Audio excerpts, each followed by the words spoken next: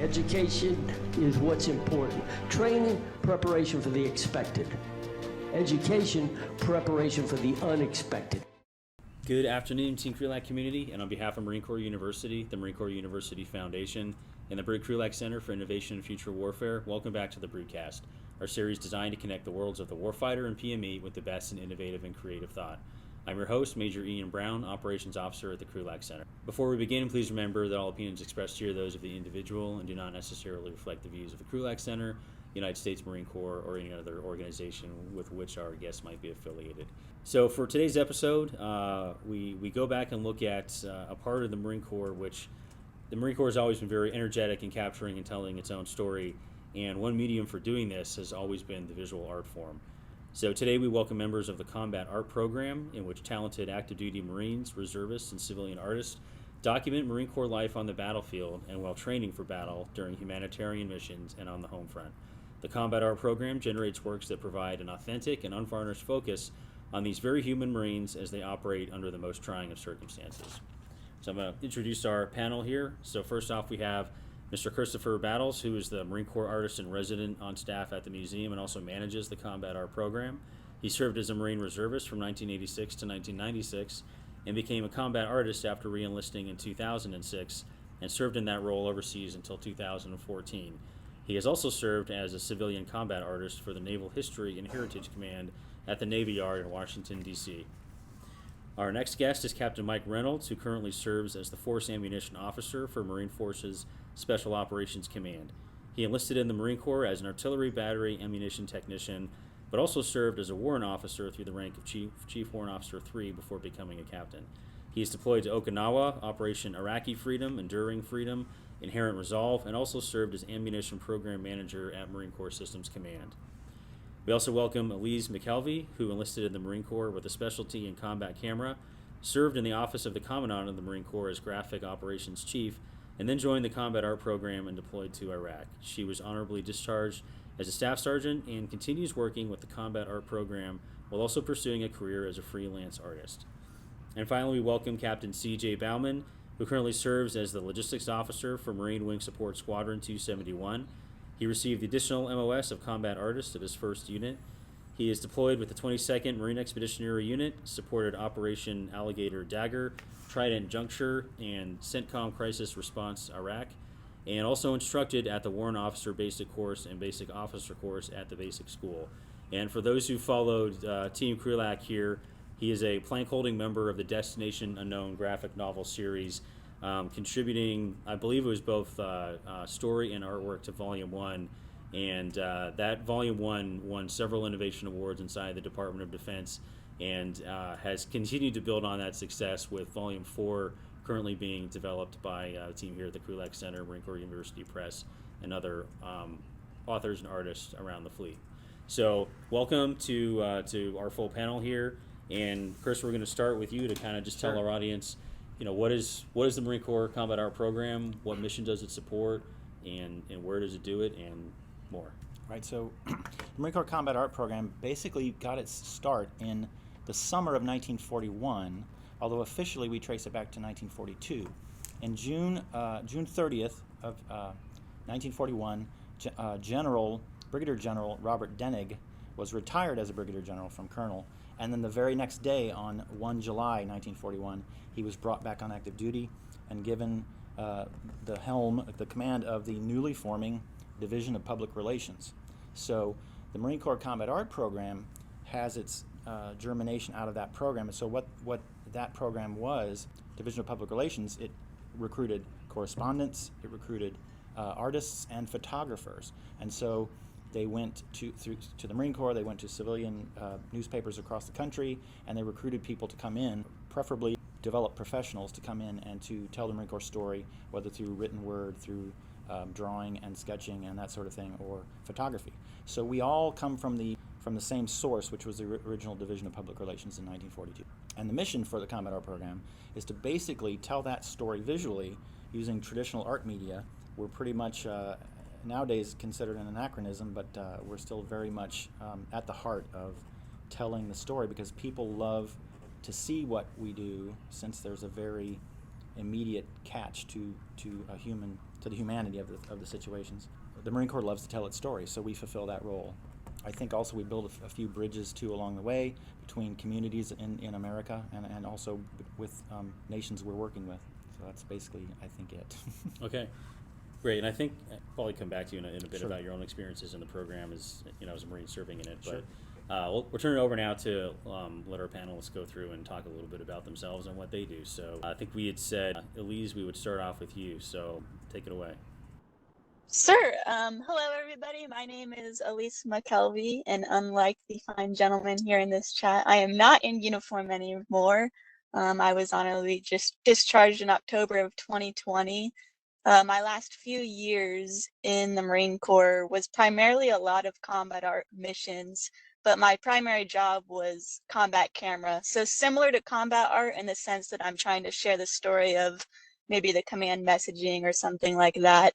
Whereas the combat art program is really kind of giving civilians and fellow military members a peek behind the curtain, the in-betweens of what goes on, usually situations that you don't think are very exciting, such as hurry up and wait, maybe you're in line for chow for 3 hours on a Navy ship or something like that, and that makes for a great moment in time for the combat art program. So the name combat art kind of confuses people sometimes. It's more of a historical title, but we do document more than just combat.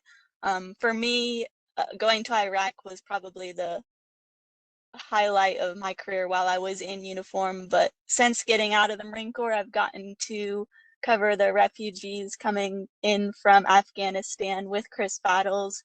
I've done various training operations and hopefully in the future some more work with NASA and the Marine Corps astronauts we have there, and whatever else comes my way. But yeah, that's pretty much me. I've been around or in part of the program since college back in 2010 when I first learned about it. I had never heard of combat art before, but I instantly was hooked and I started doing my research and cold calling Chris Battles here in the chat and other combat artists at the time to figure out how I could fit into this program. So those last 2 years of art school were really me kind of prepping myself to realize that I actually wanted to join the Marine Corps to be Marine, and then also to meet this goal of being a part of the combat art program. So over the course of those 8 years while I was in, I was able to do that. And now I'm just a full-time artist, nomad, living on the go in my traveling art studio, which is why I am in a car right now, documenting stories of whatever I come across as a civilian on top of my military background. So that's me. Great, thank you. And I'm because of your current environment, I'm guessing there's not really a way for you to sort of share some of your stuff. Although if I'm wrong, let me know. I know that we can do a lot with modern technology. But no, thank you very much for that overview. Now, CJ, we'll go over to you to introduce yourself and some of your work. Hi, everybody. Yeah, I'm Captain CJ Ballman.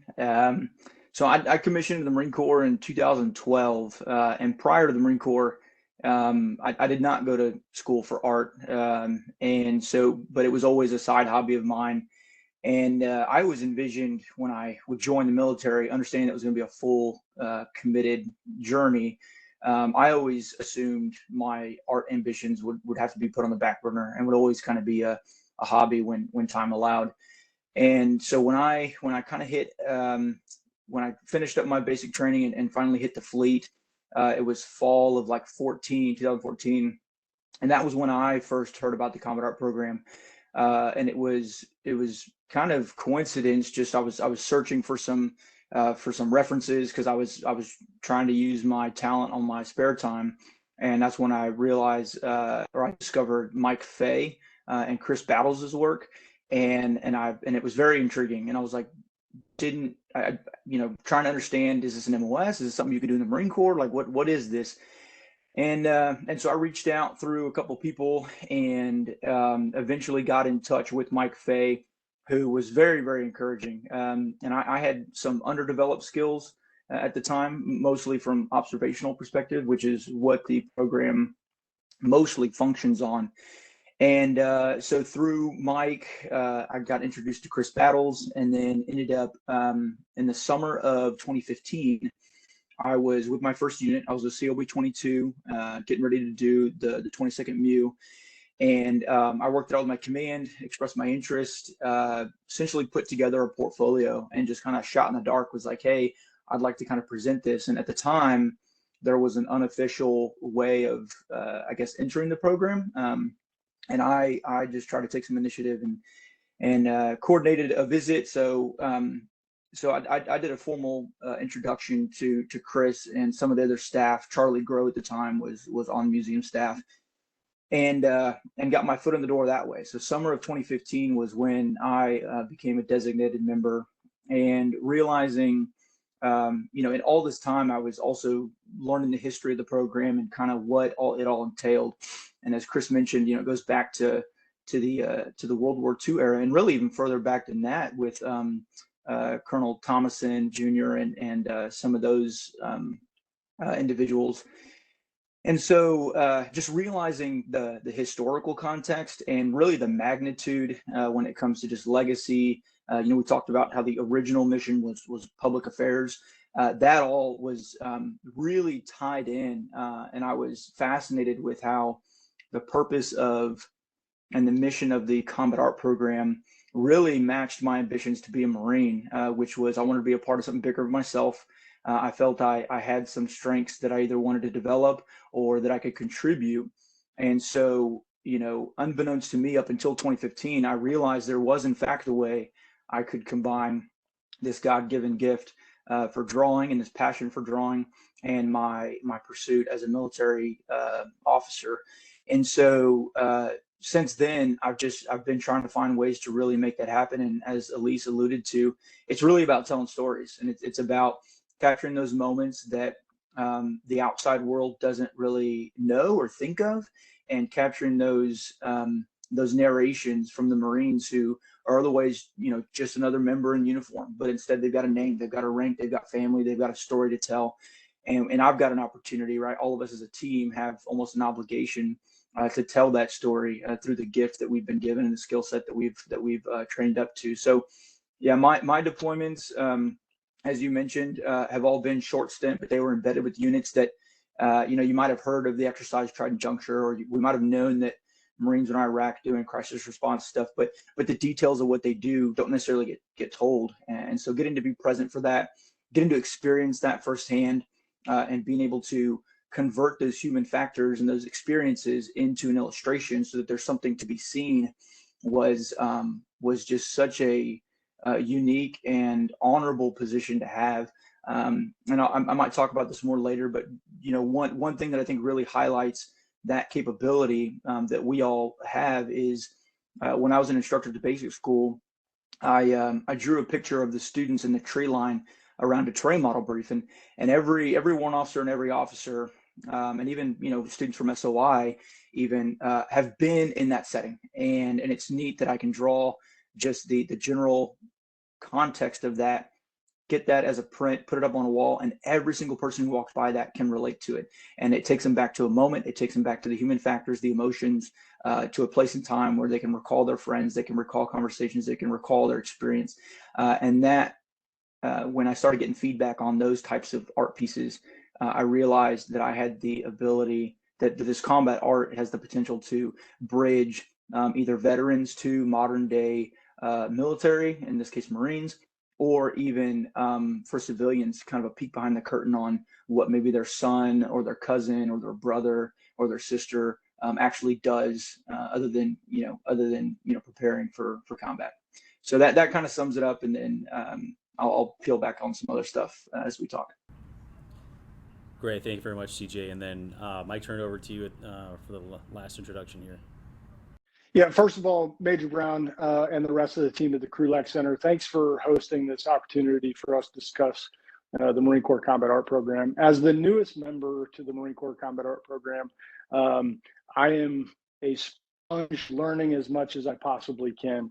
And during the 6th Annual Marine Corps Combat Art Symposium held in September, Mr. Battles had mentioned that he would much rather have somebody on his staff that is passionate about the program and perhaps less of a trained artist than somebody who's very good at doing art and not passionate about the program. So I believe I fit that bill almost perfectly. So I look at this as an opportunity to create a moment of time that is captured for history to learn from and grow from. And using the Marine Corps Combat Art Program as a unique and nuanced warfighting function, we can train our next generation of Marines by studying what has been completed in history. So my introduction into the program was actually through immediate connection with CJ Bauman. He was an instructor and a staff platoon commander at the basic school. I was a chief warrant officer in the National Capital Region and volunteered to be a staff platoon advisor. I was just so happened by chance paired up with CJ Bauman, and I walked into his office. I saw some of his pieces along with some of the other collections of the Marine Corps Combat Art Collection hung up in his office. It piqued my interest. We started a discussion, in which time he mentioned to me, hey, this is a thing in the Marine Corps. I hadn't touched a sketchbook in probably 15 years at that point. So he encouraged me with 100% certainty to pick up a sketchbook and try my hand at it again. I had not done any observational art, since a very brief moment in college, and CJ's guidance, leadership, and mentorship kind of helped put those skills into a more refined, focused area in which over the last couple of years, I've really tried to study some of the works of previous Marine Corps combat artists and, just turn to different mediums to learn this craft. I applied for the program this August and was accepted late last year. So I believe I'm one of the newest artists in the program, and I'm eager to contribute to the collection. All right, great. Thank you very much, Mike. So I've already got one question in the chat here, but I got a couple other things I want to ask you to sort of round everybody out, and then we'll start going into the questions in the chat. So, and I'm sorry, this is in no particular order, so I'm just like, this is stream of consciousness as I was making notes. But Elise, I want to start with you because something that in the bio you sent me, I didn't realize this, but your work in documenting the Afghan immigrants who came to Quantico, was that 2 years ago now? A little under 2 years maybe.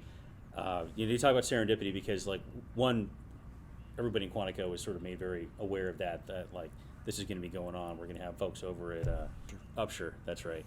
But two are one of Dr. Amin Tarzi, who is our director of Middle East Studies here at Krulak Center, Marine Corps University, was sort of made like unofficial mayor of Camp Upshur because of his linguistic and cultural skills.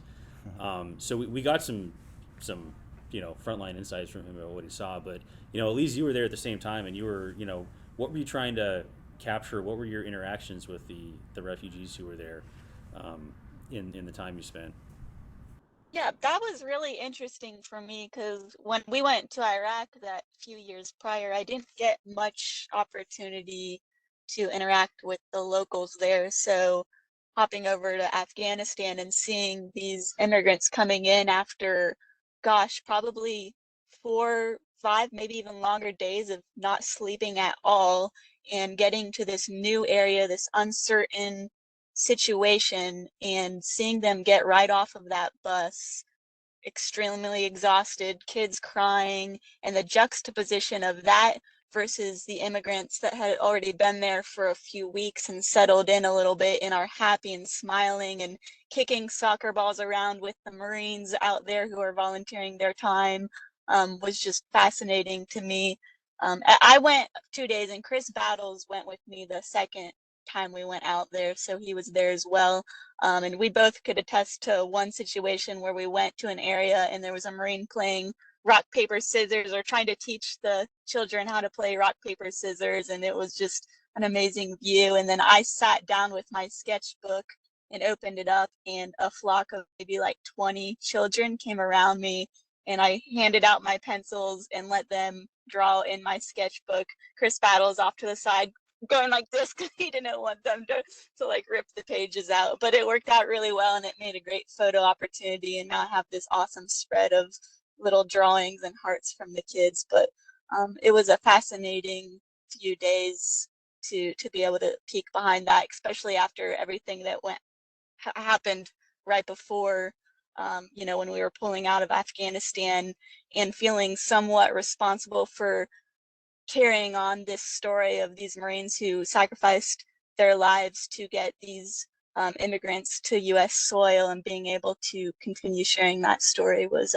super powerful for me as well. And I look forward to continuing to share those moments over the next few years as we go through all of the collection of photos and videos that we took, and they're able to be released and shown to the general public. Great, thank you. Yeah, and I know, I think for probably all of us, that was a very emotional period of time, watching that all unfold in real time, and then, everything we saw on TV, well, hey, they're here now, right? Just across the road. So yeah, no, I think it's been really important, but between the stories Dr. Tarzi told us and hearing your own experiences, definitely look forward to seeing some more of those things made public, because there was a lot of good work done over there by the Marines in a very, very hard time. Okay, great, thank you very much, Elise. So I'm gonna, a lot of random gear shifting here, so bear with me.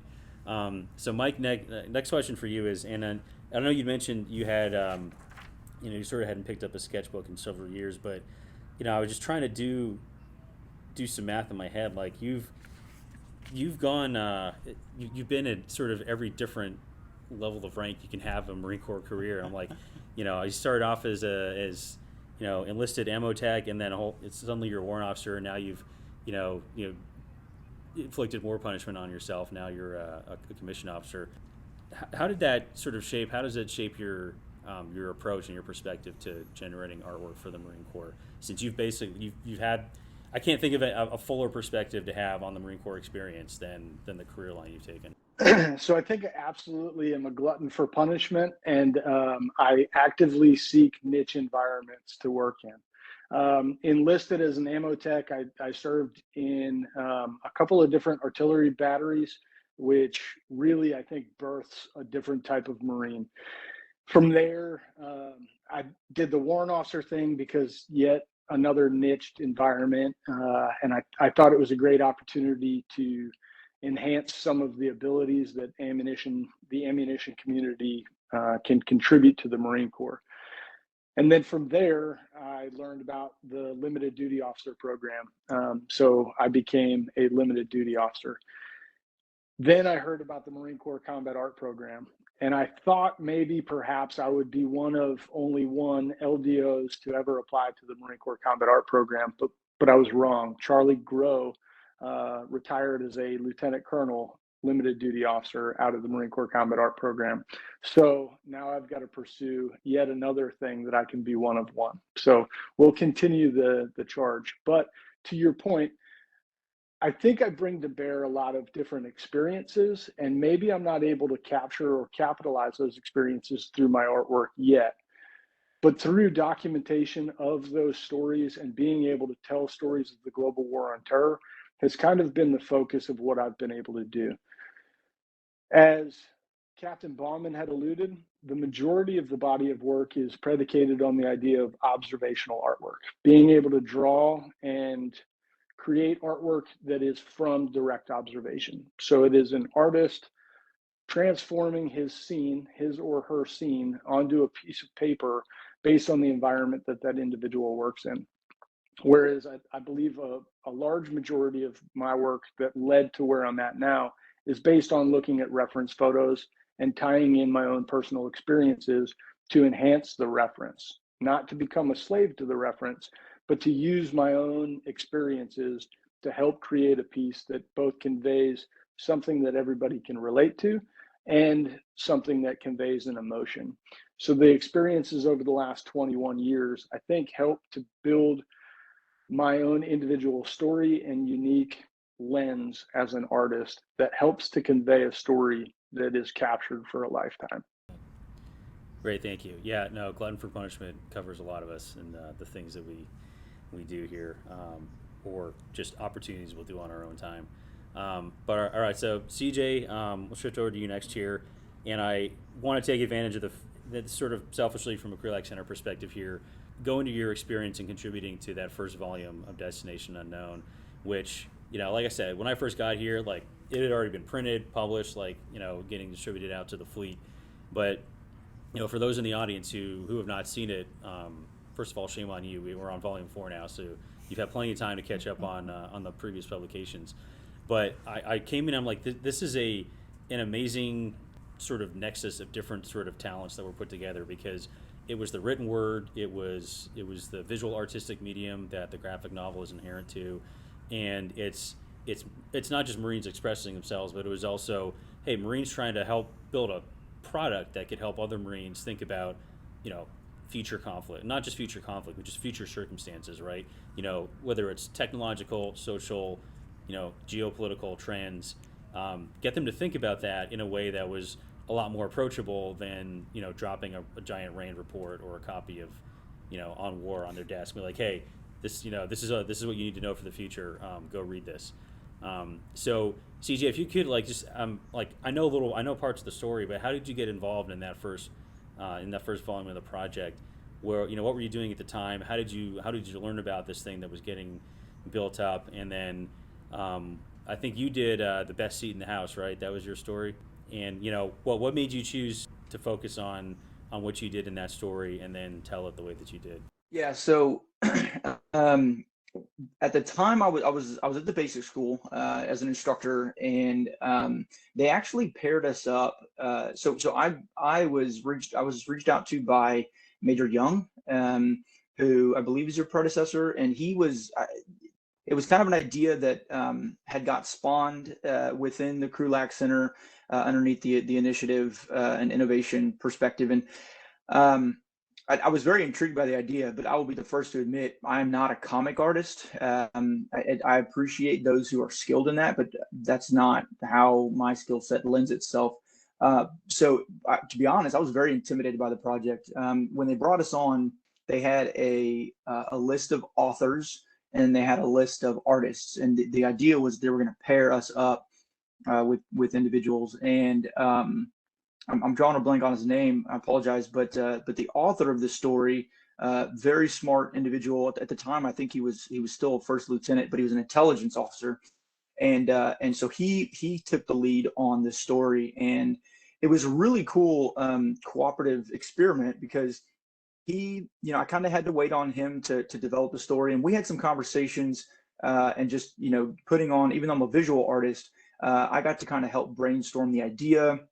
And we talked through the prompt that he was given, and so I got to contribute to the idea, and then in talking through that with him, started helping me build the mental image of the things he was thinking, the direction he was wanting to take the story, the short story, and so I kind of was able to prime myself and start kind of doing some practice sketches and think about a style that I felt would complement his writing.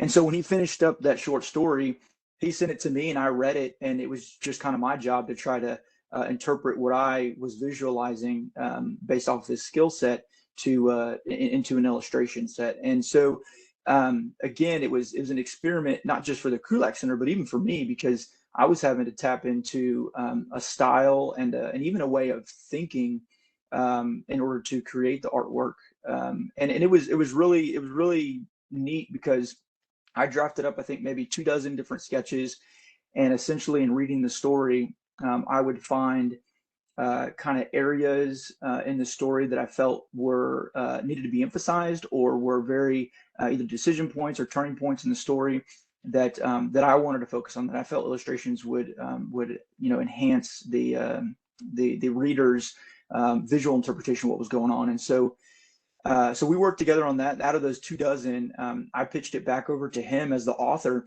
and said, hey, this is what I'm thinking. This is kind of, as I'm reading it, here's what stuck out to me, and here's how I'm trying to interpret that. And we kind of narrowed down some of those images, and then and even based off of those conversations, we'll call it a rough draft, ended up turning around and went into creating additional images based off the conversations we were having. Because when I showed him the visual images that I had interpreted from his story, it made him think and consider some things that he hadn't thought of. So it was really, really cool to see that a literary artist and a visual artist could come together and plug in the gaps where he may not have thought of things because he didn't have a visual reference, and I was able to peel back a little bit more on the literary side so that he could so that we could just kind of maximize the quality of the product. And so once we kind of put that together, we turned it over back to Major Young, and it ended up being, there were a lot of people who were very impressed with it. I was, quite frankly, a little insecure just because of some of the unfamiliarities with the comic type artwork, but there was a lot of references I had to pull in. And if I'm honest, it was a lot of just like Google searching and looking at some other types of comic artwork, and really just trying to spawn and spark some ideas from that, and then blend that with the hybrid of how I was understanding that. And then the last thing I'll say that I think really is the bigger kind of purpose, and I think we hit the target, was it forced us as artists and hopefully the readers to think about and to entertain futuristic concepts and futuristic ideas of warfare. And so, I found myself tethered to the things that I'm familiar with, right? Like the weapon systems we have, the environments we fight in, and every time I was tempted to kind of draw those things as what I understood. The intellectual side of me and the purpose and mission of the program kept forcing me to think outside that. So it was not just an experiment and a growth on my artistic skill set, but even just like the intellect demand that we have as warfighters, right? As we look on the horizon of the battle space and we anticipate either future wars or future adversaries, it does demand critical thinking, and it does demand some creative thought. And this was just a unique way to kind of get after that. And the hope was that those who read it, of all ranks, enlisted and officers, that it would just further propagate ways to creatively tackle potential future challenges. Great, thank you very much. And I'm sort of kicking myself because I should know who all the authors and artists are at this point, having lived and breathed there for the last few years. But it was Walker Mills, who, as it happens, is another one. He's a Krulak Center non-resident fellow who, again, as a first lieutenant, that was his. He was a Team Krulak before Team Krulak was cool, but contributing to that story. And I think one, it's the fact that it's continued and has allowed not just Marines now but other service members to express their talents looking at the future has been great, but also like the impact has continued as an educational tool and something that in the very early stages right now, there's actually a continuing education program course that's being built around this, breaking some of these stories out, using them as a more formalized instructional tool. And that all started with the work that you and Walker and Tim Riemann and Adam Yang and all those folks did back in the day. So it's definitely continuing to have an impact. All right, so Chris, I want to turn to you, and then I'll start going into some audience questions. But so we have obviously a roster here of very talented Marines, but it's not a deep roster. I imagine the number of artists you have working is not long. No, we have I have about a dozen really active, or I guess I should say I have maybe a core of 7 who are really active. But I have so for example, Mike Fay is still active in the program, Charlie Groh is still active in the program, but not all the artists are necessarily deployable. Mm-hmm. So I've got a handful of wonderfully talented deployable people, which are of course the diamond, and so we really appreciate. And by the way, they're very well spoken, as you can clearly hear. Very proud of that sort of thing. But one of the things I'd like to point out about this is the fact that with that small core of individuals, as Mike said, the ones who are passionate and dedicated and driven, they can use whatever talent they have in a very forceful way. So General Denig, for example, he started out with 10 billets. He asked for 100, they gave him 10. They say, if you can find 10 journalists or whatever, we'll give you another 10. So he ended up with 20, and of course then it expanded to a couple hundred by the time the war was over. But you can do a lot with a few people. So with that, how do you talented roster, but not all are deployable, and it's a small number. How do you determine where these artists go? What are they covering? What missions are they deploying with? A couple of different factors. A lot of it has to do with location and skill set. So if we're doing some event down in the South, I've got an artist down there. Of course, we've got CJ and Mike who are in the Atlantic region, and a lot, of course, they're in the know, so to speak, with all the activity that's going on there. And so, or for example, I have an artist out in California. So basically, we'll look at the mission, Recently, for example, Richard Johnson, who's a Scottish civilian, one of our combat artists, very good illustrator, he was out in Finland. At the drop of a hat, we found out from Mar4 Ur that they had the freezing winds operation was going on, and it was just a matter of a few days, and he was out there for several days and sketching and shivering, but very accurately recording, and in a very talented way. But he was in Scotland, so he was just a hop, skip, and a jump. So a lot of it has to do with relationship, location, skill set, and availability, of course. Okay. And then, so one of the questions we actually did have, someone sent it to me via email because they couldn't join live today, but for Marine units who like want to reach out and request some sort of formalized support. So one, how can Marine units reach out and request formalized support is question one. And then two, just listening to the stories of the artists here, a lot of serendipity, sometimes it's half a chance. Right. If somebody thinks they have that talent or would like to contribute individually to the program, where do they start? Well, of course, they can call me or text me or email me at the museum. But of course, we have our wonderful combat artists out in the fleet, and so a lot of it happens through the relationship. You know, as you can see, Mike's been brought on by CJ. Just a matter of, you know, as we said, serendipity. You know, relationship, and wow, this is a thing. And Elise was in college and heard an instructor talking about this combat art program, and it changed her entire outlook and her future, her career.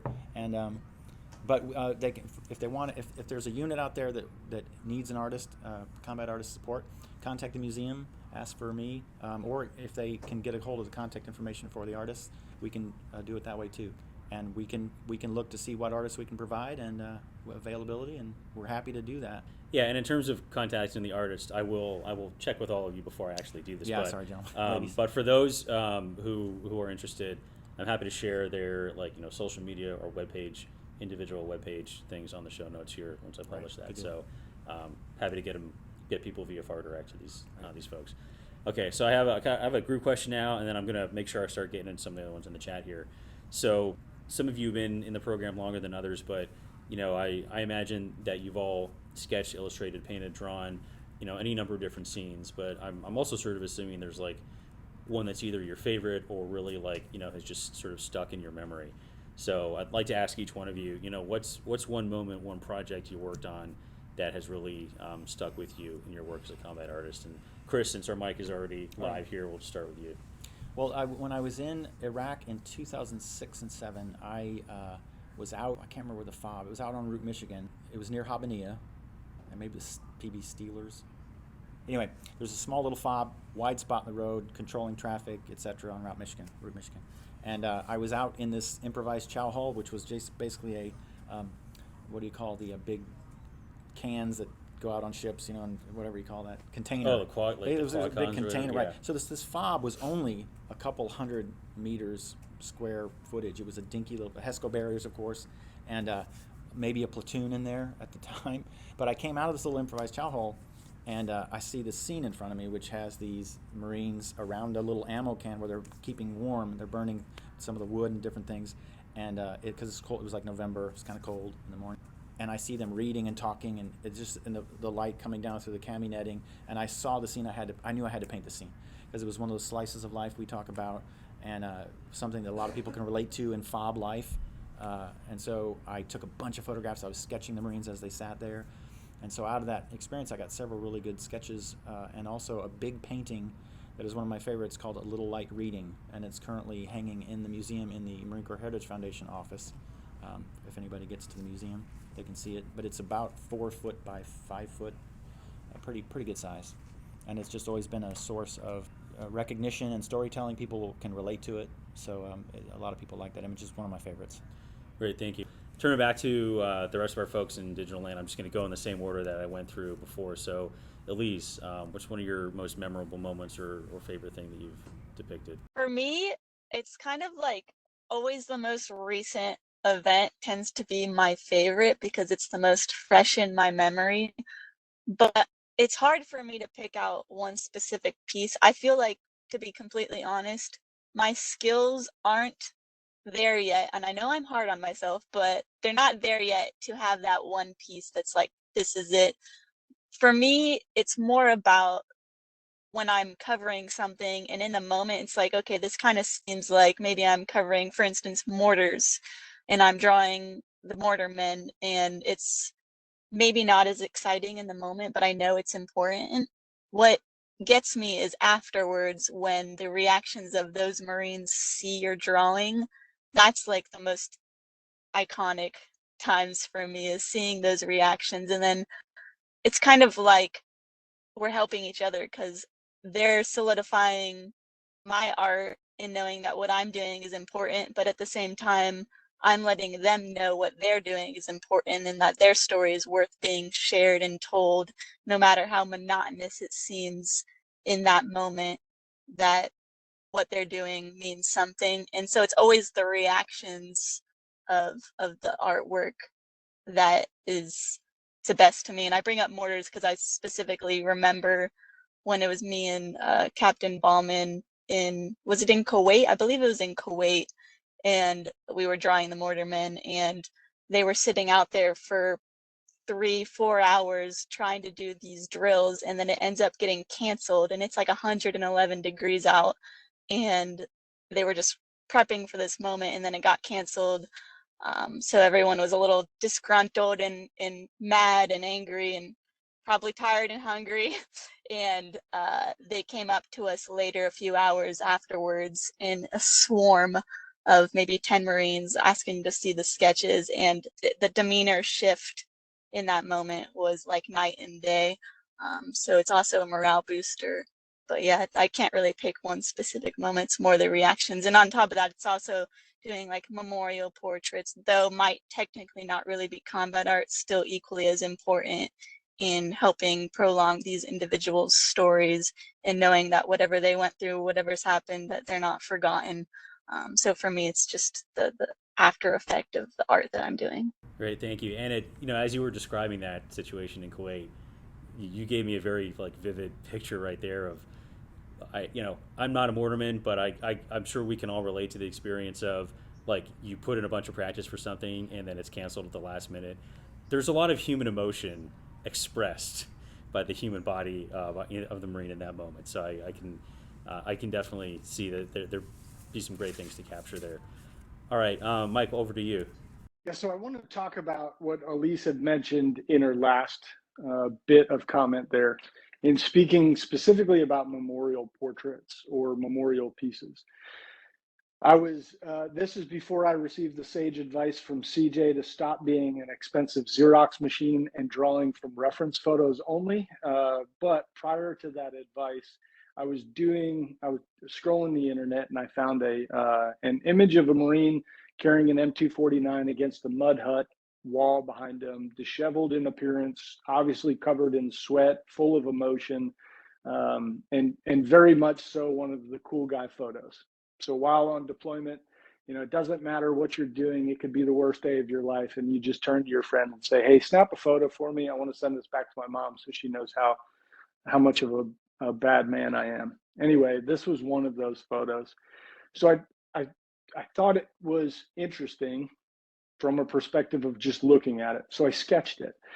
And when I sketched it, then I wanted to post it on my Instagram page. So I started researching who this person was. And the Marine's name was Corporal Patrick Duva. And the more layers of the onion I peeled back, the more I learned about him and his story and how compelling his story is. So after separating from the service, he was diagnosed with a rare form of pediatric brain cancer and passed away November 5th of 2020. A namesake organization or a nonprofit organization stood up in his namesake, which helps veterans dealing with terminal life or terminal illness go through the last stages of their life with dignity. So I reached out to the organization and I said, "Hey, look, I did this sketch. It's not very good. My wife hates it. I think it's okay. What can I do to help your organization?" And they didn't know. They didn't know anything. They thought maybe putting it on a t-shirt and being able to sell it to raise some funds would be a good idea. So I turned to social media and I said, "Hey guys, look, I'm going to sell prints of this. 100% of the proceeds are going to benefit Pat's Purpose, the namesake of the nonprofit organization." And we raised a couple $1,000s and made a donation. And I don't necessarily think that the monetary value of what we raised made a big difference, but it's the fact that we raised awareness about some of the conditions that Patrick Duva had been through and some of the common experiences that Marines can connect with really helped raise awareness. And then it was just a gesture of good, good fortune to be able to help out in any way possible. So that to me is a very important piece. And I think it's going to probably last in my memory as one of the most important pieces that I've done. Most of the other stuff that I've done is really cool to look at, and we can probably pick it apart through guided discussions, but it doesn't really have the same value in my own personal terms as anything else. Great, thank you very much. And then CJ, I'll turn it over to you for the last comment. I'll go into some audience questions. All right, so I'm going to break the rule here and say I've got two favorites. I've got, I like all my artwork in they've all got a different perspective and a different story behind them, like Elise was saying. But the two that come to mind when this kind of question is asked is, the first one is that tree line. It's a panoramic drawing. I think it was about an 18 by 45 inch drawing. It was on toned paper, which is a relatively new medium I was working on. I was an SPC at the time, and the backstory was I was instructing. I was super busy, and every time I was on the tree line with the students, I was always thinking about scenes and sketches and like, oh, this would make a really cool, painting or drawing. But I rarely had time to do that while I was actively instructing. So in this one particular case, we were at Mount Town, and I was walking back to the students because I had gone back to get some extra pyro and smoke and stuff for the scenario. And when I was walking back, they were all huddled around the terrain model. And it was just a very quick, almost like subconscious thing of like, oh, that's a pretty cool scene. Let me pull out my phone. And I snapped a picture of it. And it was kind of a grainy photo because the light wasn't that great that day. And I just took the picture, put my phone back in my pocket, didn't really think much of it, went up to it, instructed, and went on with my day. And like a couple days later, I was looking through my phone, and that picture just kind of stuck out. I was like, actually, this has got some compositional structure to it, and I could kind of work with it. So it was I just kind of gave it a shot, and I was like, hey, let me just try putting this together as a panoramic. And so the more I started working on it, the more serious I wanted to take it because I saw the potential.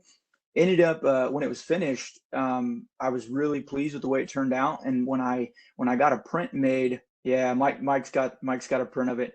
But you can see like it's a very stereotypical setting of like what you would experience as a student, right? There's like helmets laying everywhere. There's assault packs like half open. There's a 240 on the ground. There's like an ammo can with ammo hanging out and links.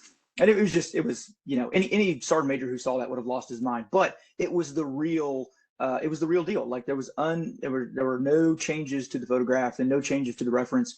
And so I drew it as I saw it, and based off the reference. And I went back, and that ended up being a huge hit, not because of the quality, but because of just how raw and true and how much of a common denominator that was for everybody who looked at it. So I gave a print to the basic school, to Camp Barrett, and they hung it up in the Hawk.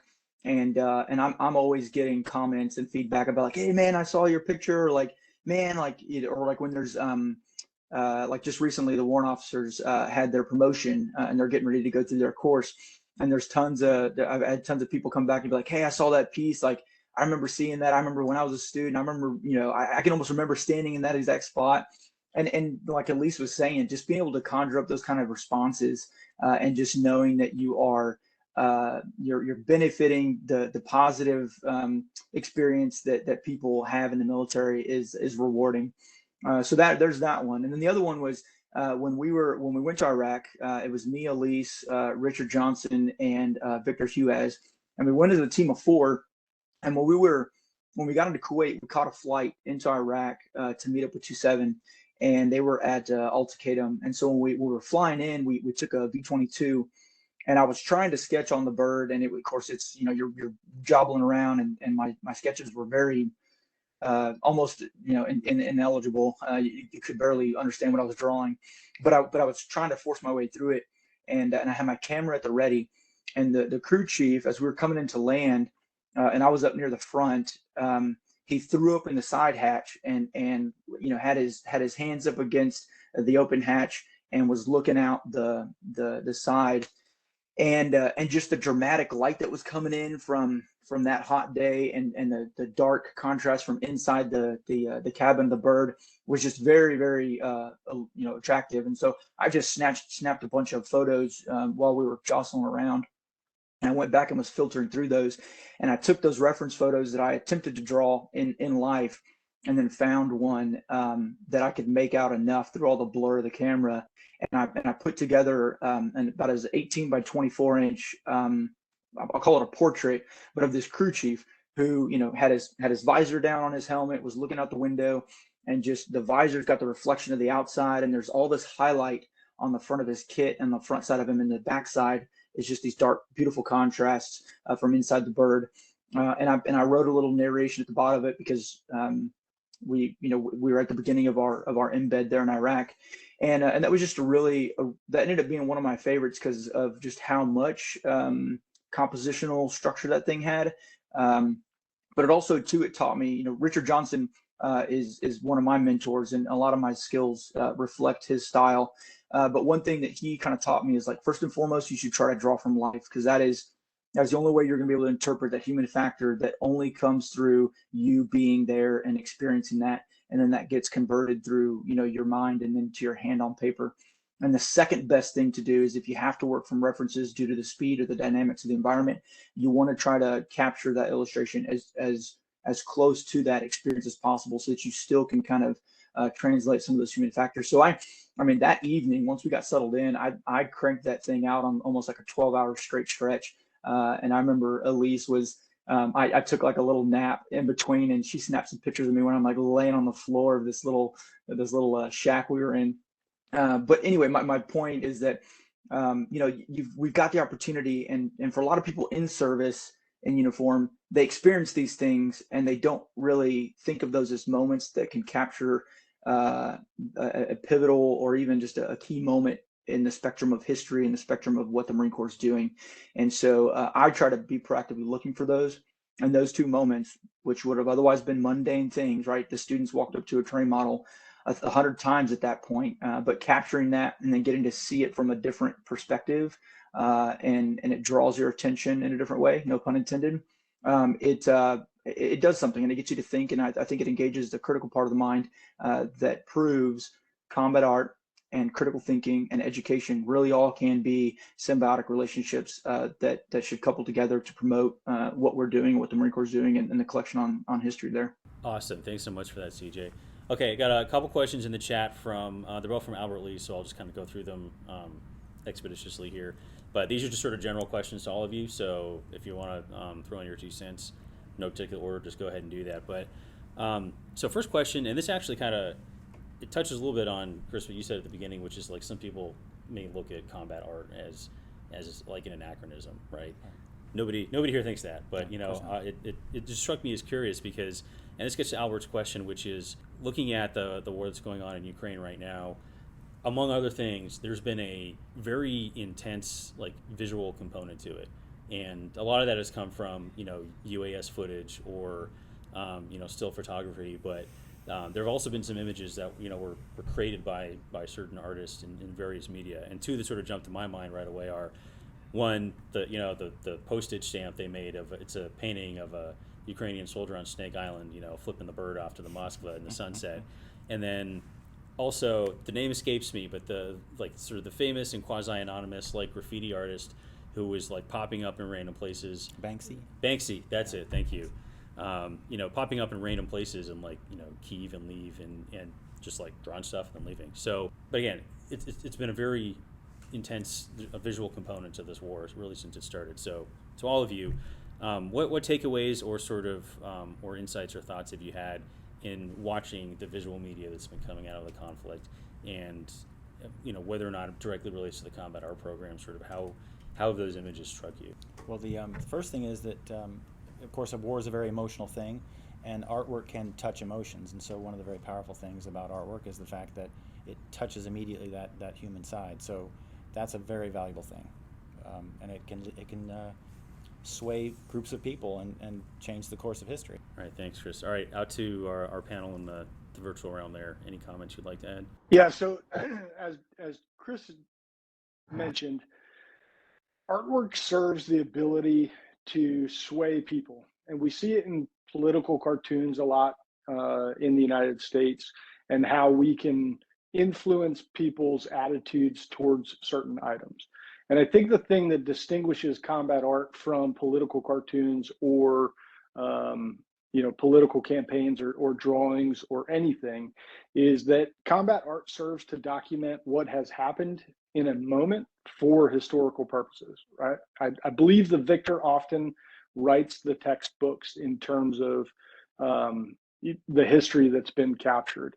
But the Marine Corps Combat Art Program, or any combat art program, serves to refine those events that happened and record them as historical truths, regardless of the outcome or potential impacts in terms of a geopolitical environment. So there's been some really good artwork coming out of the Ukrainian war. However, it's also very heavily influenced in politics. So I've got to look at those things from two separate entities and look at the artwork for the value that the artwork provides in telling a story, and then also the untold story that the artwork is trying to tell. So I think if we can capture those two ideas in a critical thinking aspect, we're able to pull out a couple of different facts by asking three questions. What do you see? What does it make you think? And what else can you see? And this is a point brought up by Major Eric Cash during the Combat Art Symposium, that the part that we've got to engage our Marines in looking at artwork is by asking those three questions in a guided discussion at the lowest level of leadership. To look at any painting, picture or drawing or sketch from any period in history, we can start to identify anomalies in our environment, and that turns us into creative problem solvers and critical thinkers. And that's really the efficacy of the combat art program, is to take all of these different artists and be able to draw different things. But ultimately, the consumer in this is the young Lance Corporal who needs to look at a piece of artwork and become better at identifying anomalies in his environment. I think the best scenario that we can look at is if I've got a young Marine with a minesweeper that's leading the charge as the point man of his platoon, walking through a field in whatever country, I want him to identify anomalies in his environment as quickly as possible and be able to turn those into decision points that we can act upon. Those are warfighting functions that are not unnecessarily indistinguishable from other ones. But if we can do those things through using artwork, I find that to be a win.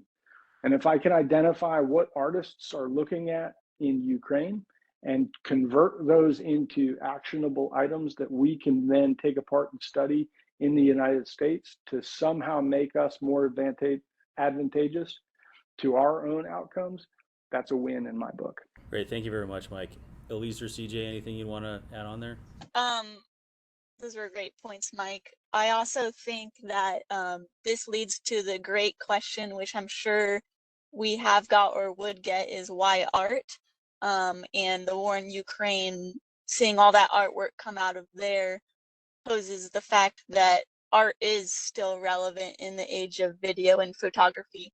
If it wasn't, we wouldn't see it. So if we flip it back to the combat art program, people always wonder, why are we sending artists out there when we have photographers and video?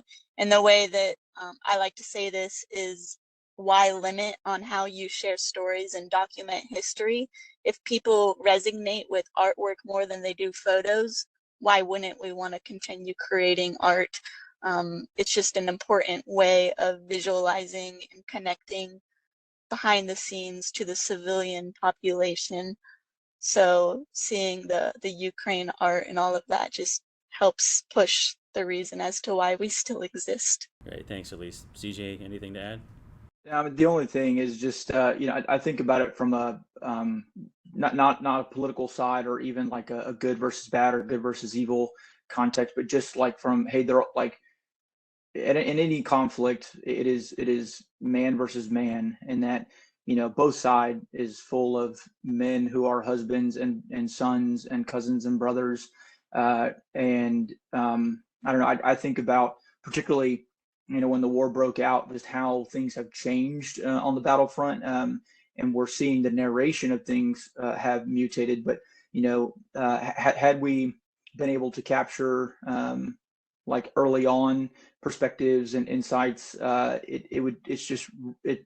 it adds a layer of quality to the history that gets documented when you can see, even through the artwork, the progression of warfare, the progression of even like the type of warfighting, style of warfighting, and then again being able to capture the individual people, right?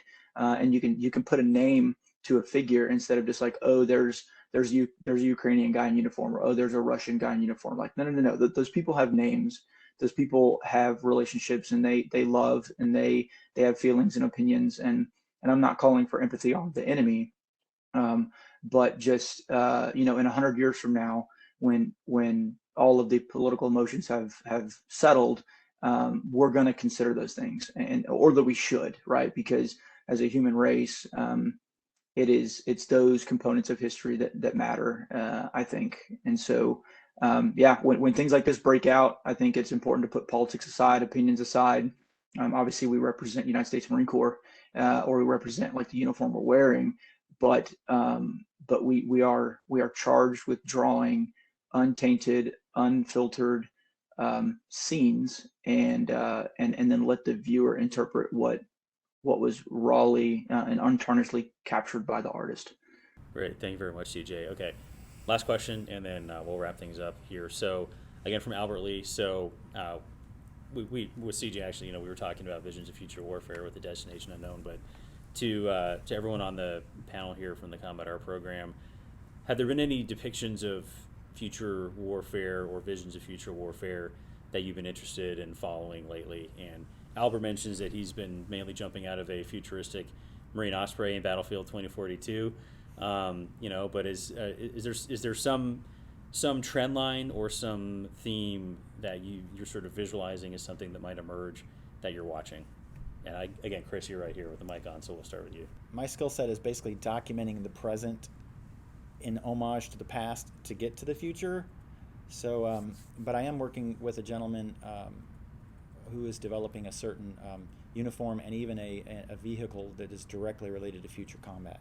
So I'm doing some of the visual things for that, but that's not combat art related. But so our vocation is getting out when it's happening, documenting what is happening with a respect to the past, so that we can go to the future informed or educated, basically.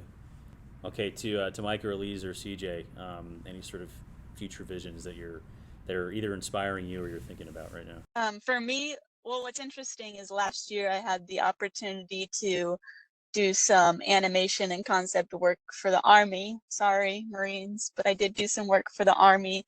And the whole purpose was future warfare.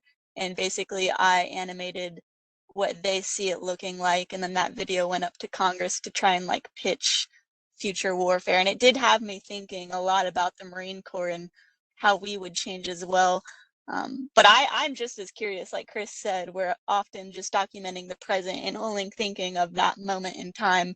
Very rarely are we thinking ahead. But my hope is that we're going to have colored pencils that don't melt in 110-degree weather, or ink pens that don't jam when you're trying to draw in the heat. So maybe we'll have the best art utensil for the future. That's my plan. No, that's a great point, because like sometimes the most like useful innovation is the one that nobody really thinks of, but like it totally changes the way you do things. And I imagine that would totally change the way you do things if you had those. Okay, Mike or CJ?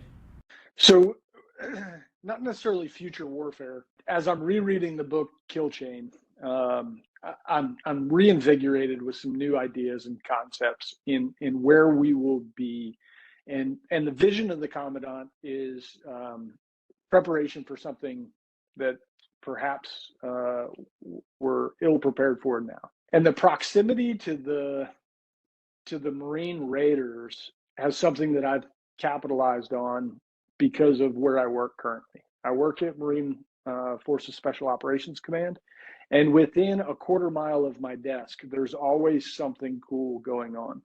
And though MARSOC is not necessarily future capabilities, because what they're doing is now, it is perhaps the most elusive of the different service components within SOCOM and the Marine Corps. So I have taken the opportunity to leave the desk. We've made some phone calls between CJ and I to get him from Cherry Point down to North Carolina, or I'm sorry, Cherry Point down to Sneed's Ferry. And we've covered some of those ideas and concepts. But again, it's the human factor that we're really capitalizing on. It's not necessarily the equipment or the weapons or the vehicles that they're driving that's specifically interesting. It's the individuals that comprise those, because no matter the circumstance or the equipment that those Marines are provided, it's still going to be, as CJ suggested, a husband, a father, a son, a brother, a sister. It is a human behind all of that equipment. And that's the story that we want to tell. Time now. Thanks, Mike. All right, CJ, final thoughts on this? I when I think of futuristic type art, I think of like concept art, and that's definitely people are skilled in that. That is not me. Chris said it best at the beginning. Like, it's more of a capturing here and now and interpreting the present factors. And I find it interesting, and I'm going to use a broad brush here, but if you look at historically like Navy art, it's a lot of ships. You look at Air Force art, it's a lot of aircraft. You look at Army, and it's a lot of mechanics, tanks, trucks. You look at Marine Corps art, and it's the Marines. There's some equipment in there, and the Marines might be next to an AAV or next to an Osprey or whatever, but it's always focused on the Marines. And I think that's something that we need to, one, keep in focus, but then two, I think it really brings back to what Mike was alluding to. It's like, it almost doesn't matter what the future looks like, because it's always going to boil down to a human component. And then there's a lot of discussion about AI, and we won't get into that, but at the end of the day, there will be Marines who are wearing MARPAT, who have some sort of tactical mindset that are used to engage war, and that's what we always want to keep the focus on. And so it is interesting to think about the future components, the equipment, the assets, vehicles, aircraft. But I think the core component of how we fight war, and particularly how the Marine Corps is shaped, right, as a MAGTF, and how we're employed as a small but tactical force, I think is going to be unchanged. And so, yeah, I mean, it's interesting because I don't really have a futuristic mindset. It's interesting to look at, but maybe one day I'll develop that skill set. But and to kind of time what we said earlier, I think the things that we capture, the things we do in projects like what the Krulak Center is doing with the Destination Unknown, I think is definitely a step in the right direction to use combat art to start engaging those types of mental conversations, those mental dialogues. And it's, there's nothing but good benefits from it. So Great, thanks, CJ. I think that's that Marine focus, that human focus. It's a great point to end on. So I'll stop talking right here, so we can stick the landing. All right, to everybody here on the panel from the Combat Art Program at the Marine Corps Museum, thank you so much for taking your time out and sharing your experiences, your insights, your approaches with us. This is a very unique episode, and definitely appreciate the museum reaching out to make the connection, make it happen. And to those in the audience, thanks for joining us again today. And then our next broadcast next week, we are actually having a couple of return guests come back on.